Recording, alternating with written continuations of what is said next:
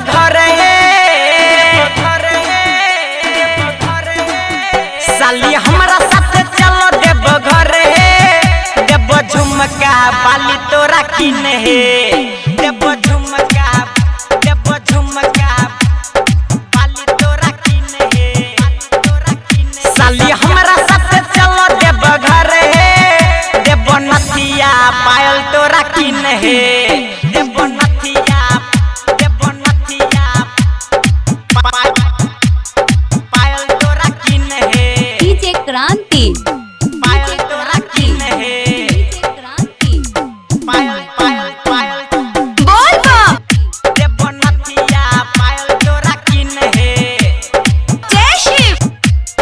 बाबा भोला कर तो पूरा तोहर मन है हमरा संगे चलो साली चलो देव घर है चलो देव घर है चलो देव घर है बाबा भोला कर तो पूरा तोहर मन है हमरा संगे चलो साली चलो देव घर है चलो देव घर मैया बाबूजी से कोई तू बात है मैया बाबूजी से कोई तू बात है देव झुमका बाली तोरा किन है देव झुमका बाली तोरा किन है डीजे क्रांति बाली तोरा किन है